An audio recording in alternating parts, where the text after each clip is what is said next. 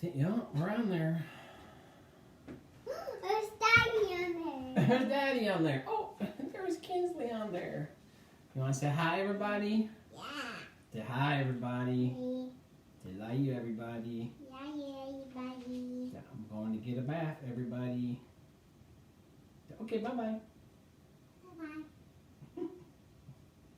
Are they saying bye back? You gotta imagine there's a whole bunch of people and they're saying bye-bye, good-night. Bye-bye. Good night. Love you. Yeah. Okay, bless Mama. Take bath, Daddy. Bath time? Alright, I'll see you after bath time. Okay. Kisses. Kisses. How about we'll put it in the bathtub? Make it better. Make it better. Okay.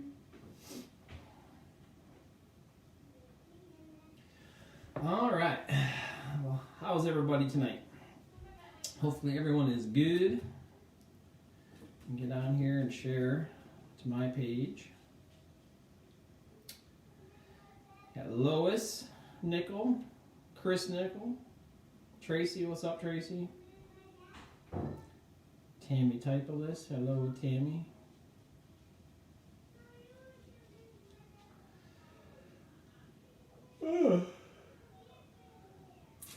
If I keep yawning, you'll have to excuse me. I can't turn my volume down. I have been struggling to sleep lately.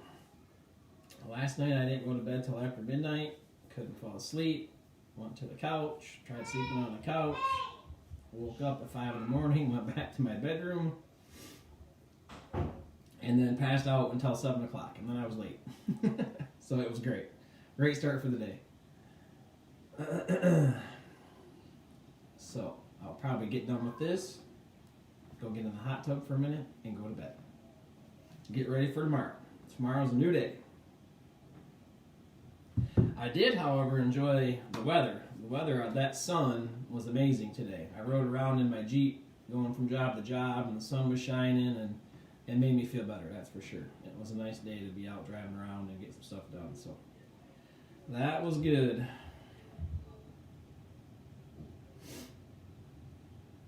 My sister just commented, where is Peanut? Peanut is her word for Kinsley. Apparently she missed her. Jory, she was on at the very beginning for like a minute, told everybody hi and bye. She was going to get in the bath. So if you were 45 seconds late, a minute late, you missed her. She was on at the beginning. Last week she didn't want to get on at all. She's a hit or miss. Last week she was overtired and she didn't want to say hi to nobody. So this week she was ready to go. So I don't know about you all, but as we creep closer and closer to Sunday, this Sunday, February 7th, I'm getting more and more excited to be back in the building with everybody on Sunday morning. It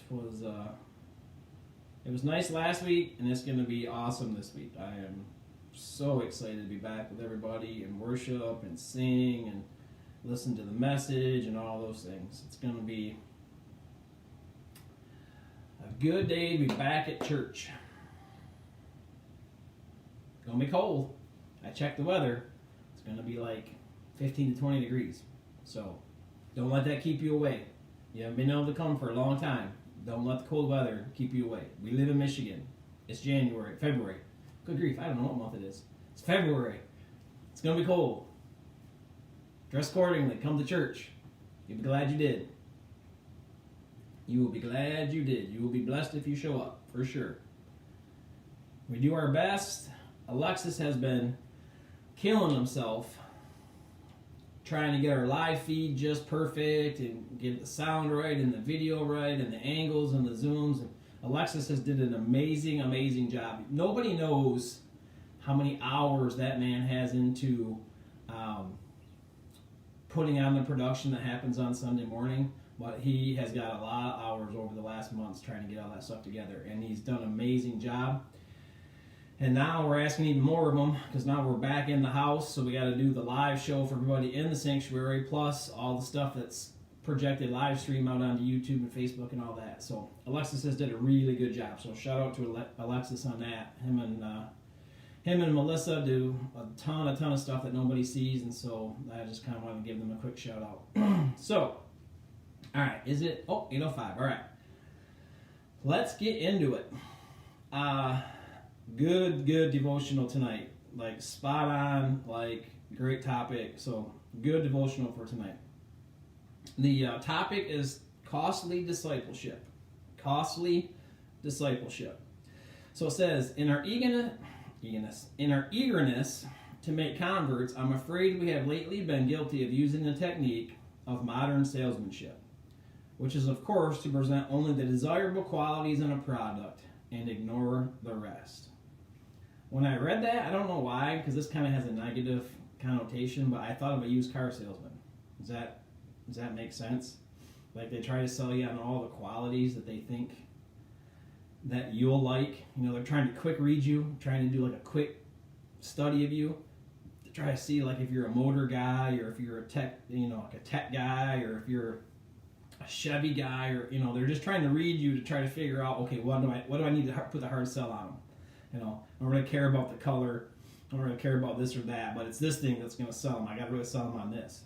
Well, they do that and then leave out all the, it's got this and this and this, but unfortunately it gets 10 miles a gallon. Like they're never selling you on that thing, right? So I don't know why, but it just reminded me of that. When I said modern salesmanship, it reminded me like used car salesman. So it says they present only the desirable qualities in a product and ignore all the rest. We go to men and women and offer them the cozy home on the sunny side of the street. If they will but accept Christ, He will give them peace of mind, He will solve their problems, He will prosper their businesses, He will protect their families, and He will keep them happy all the day long. They believe us, and they come, and the first cold wind sends them shivering to some counselor to find out what in the world has gone wrong. And lots of times, that is the last that we hear of many of them. The teachings of Christ reveal Him to be a realist in the finest and simplest meaning of the word. Nowhere in the Gospels do we find anything visionary or over-optimistic. He told His hearers the whole truth and nothing but the truth, and let them make up their own minds. He might grieve over the retreating form of an inquirer who could not face up to the truth. But he never ran after him to try to win him with any rosy promises. Christ was always upfront and honest. Like if you read through Matthew, Mark, and Luke, and John, and all the accounts of the different people and the interactions with them and Jesus, Jesus never tries to sugarcoat it. He never tries to paint this overly rosy picture. Several times he says, in this world you'll have trouble, and if they will treat me the way they're treating me, just imagine how they're going to treat you, right? If you're a true follower of me, you're going to get the same treatment that I get. Basically, kind of the paraphrase of what it is. So he never tries to make it too rosy or paint this picture of, just accept me, follow me, and it's all just going to be rainbows and roses and fairy tales, right? Jesus never does that. That's something that the church has got a bad rap for doing, and they do a decent amount of that. I don't think we do that at Westside. I think we're very intentional. I think Ed's very intentional when he preaches to try to paint the whole picture, try to show the whole thing. I think that's one of the things that has drawn me to Westside. I think that's one of the things that drew me to be in ministry there, is it's the norm for us to be open and honest about our successes, but it's also the norm for us to be open and honest about our struggles and our failures, right? And so that's very much in the mold of what Jesus modeled for the early church when he was on this earth. Is, it's not always going to be great. It's not always going to be easy. It's not always just going to be success and sunshine and just good. There's going to be some hard, stinky days, right? And so you have to paint the whole picture for people. The gospel is that whole picture. It's not just the good. It's all of it inclusive. So he goes on to say he would have men follow him who knowing the cost, or he would let them go their own ways. All of this is but to say that Christ is honest and that we can trust him wholeheartedly. He knows that he will never be popular among the people of this world, the non-Christians basically. He calls them the sons of Adam. So basically that's a reference to obviously Adam and Eve. It's just the people in general in this world. You know, he's never going to be a super popular person for people that don't want to believe in him. So it says he knows that his followers need not expect to be. They're not going to be popular with the sons of Adam either. I love this line. This line just paints a great visual picture to me. It says, the wind that blows in his face will be felt by all who travel with him.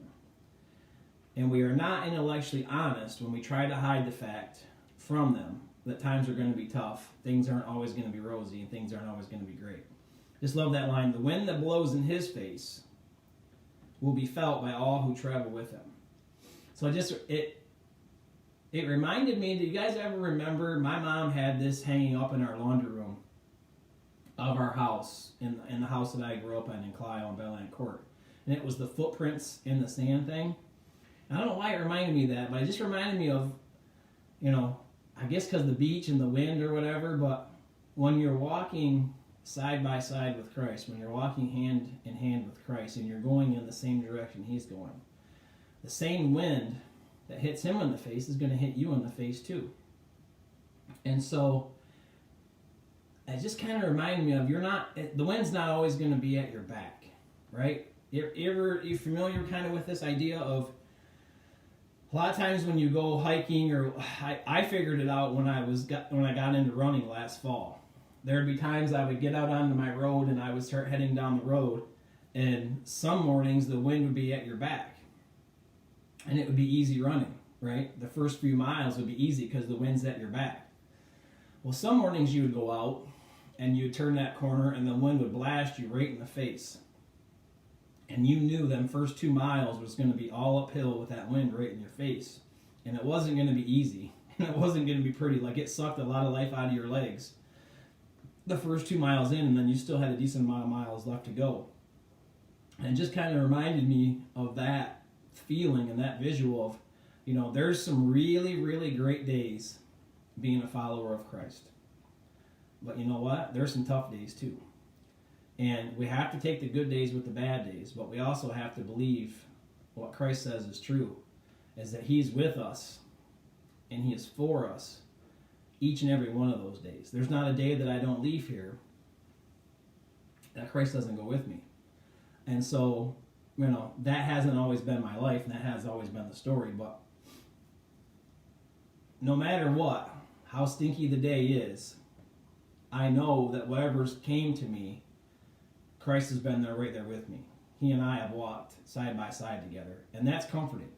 And that just reminds me of how much God cares for me and you. I mean, the situation is the same for you as it is for me. But that God cares for us, and he knows us, and he sees us, and he walks with us right where we're at. And so, as long as I'm doing my part to be following him and walking side by side with him, and that same wind that's hitting him in the face is hitting me in the face, I'm in a good spot. I can't lose. It can be rough. It can flat out stink sometimes. But if I'm there, then I know Christ is there, and I'm walking hand in hand with him, and I have to be content in that. I have to be good with that. So the thought is this. I love this thought. It says, following Christ is costly in many ways. For some, it means actual physical suffering, and for others, it means actual physical death. For others, it means rejection, or ostracism, or extreme prejudice. The greatest cost of all this is to the old nature, the old ego, and the old self. Yet, consider the cost of not following Christ. So I got I'll just tell a quick story and then we'll be done, but I got a Facebook message from a guy, I don't know, maybe a month or two ago. And he's newer to the faith, and he's trying to figure out this walk and all of these things. And he just reached out to me and asked me a couple of questions. And one of the questions that he had was, you know, when you became a follower of Christ, you got serious about your faith. did all your friends fall away? And I don't remember exactly what I said, but you could tell from the way he framed the question and stuff that his had. And so we kind of had a little back and forth about it and stuff. And, I just let him know, yeah, mine did. Like, I have walked through a lot of this thought, the rejection, the ostracism, the extreme prejudice. When I got serious about my faith and I accepted Christ and I got baptized and all those things, I was working in the shop in Saginaw. And those guys were my best buds before that. And then once I got serious about that and they could see that my life was starting to change and I was serious about this thing, I don't know if ostracism is the right word, but I wasn't part of the group really anymore. I wasn't as fun as I used to be. And so I didn't get asked to go to the things that the rest of the guys got asked to go to. I didn't get invited to the parties. I didn't get invited to the raunchy conversations and the dirty joke tellings, and which at the end of the day I was fine with, because I almost wore it like a badge of honor, because then that let me know that they seen something different in me, and I was acting different, and I was walking different, and talking different, and that I was a different person because of my relationship with Christ. And so there is a cost for sure. We always do this thing about, salvation is free. A friend of mine on Facebook today reminded me, nothing is really truly free. Somebody has paid the cost for that. Somebody has paid the price for that. And obviously Christ paid the price. He paid the cost that we could never pay for our salvation, for our eternity in heaven. And so it was just a good reminder. This devotional was a good reminder to me that, like the title talks about, costly discipleship. There is a cost. But you're going to, at the end of it, it says, yet consider the cost of not following Christ. You're going to pay a cost either way, right? We figured that out in life. I figured that out in life here recently. You're going to pay a cost either way. You might as well be determined to be intentional on doing things the right way, making the right decisions, living your life the right way, and paying that cost, rather than trying to skirt it, go cheap, cut the corners. You end up paying a cost that way as well. You pay a different cost. A lot of times that cost ends up costing you more than if you just did it the right way the first time. So, yeah, I learned a lesson a while ago. The easy way and the right way generally aren't the same way, right? Hardly ever is the easy way and the right way the same way. Usually the right way, you pay a little bit more of a cost up front, and then you reap a lot more of the benefit on the backside. And just the opposite for the other way.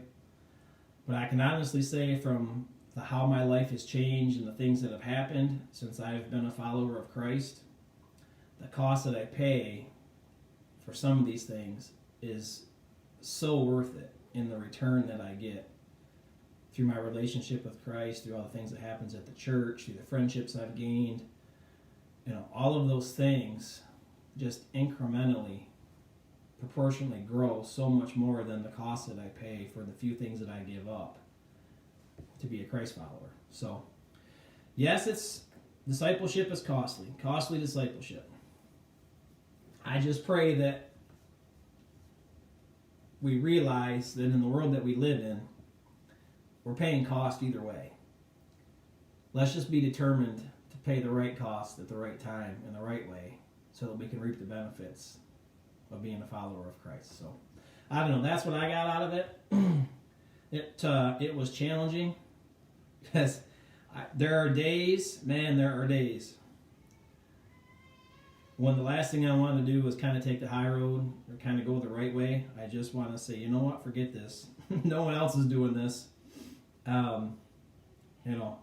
Somebody makes a nasty comment on my Facebook post, or someone makes a nasty comment to me on the job site, or it would be so much easier just to not take the high road and not kind of go the right way. But at the end of the day, it's not worth it. It is not worth it.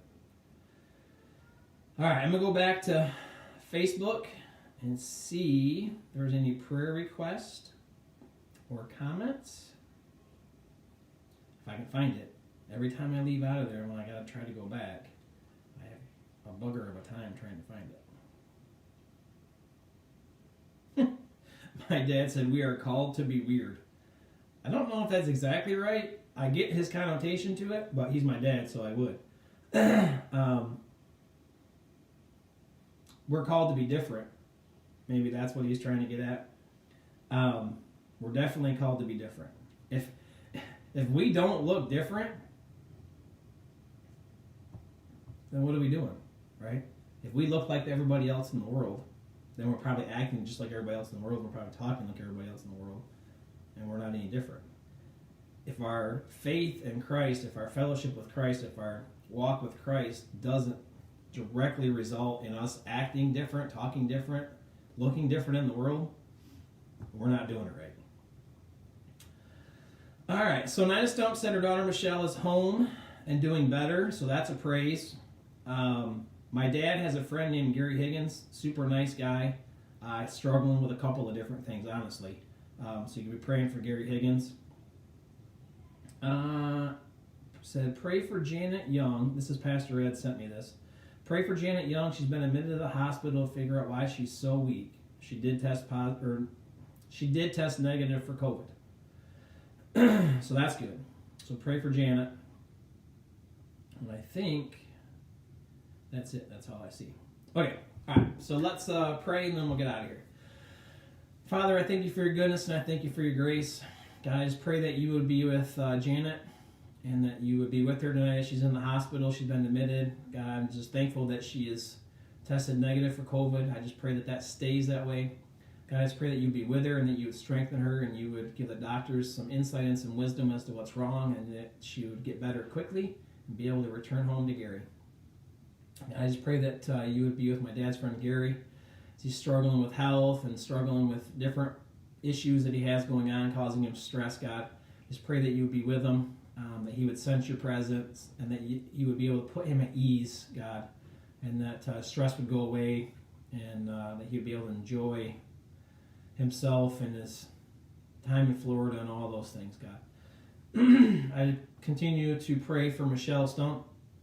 God, I just pray that she's home, and that's awesome. I just pray that you continue to be with her and heal her and get her headed in the right direction, God, that she just keep doing better and better and better. God, I pray that you be with our church as we head back to in-person worship this Sunday.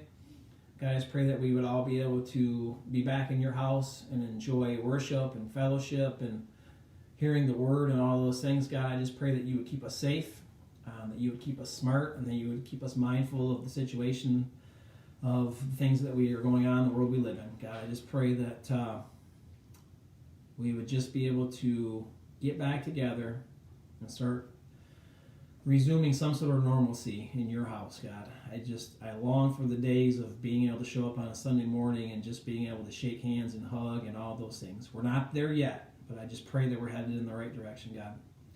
Just watch over us, keep us safe, let us be smart, give us wisdom on what to do and what not to do, God.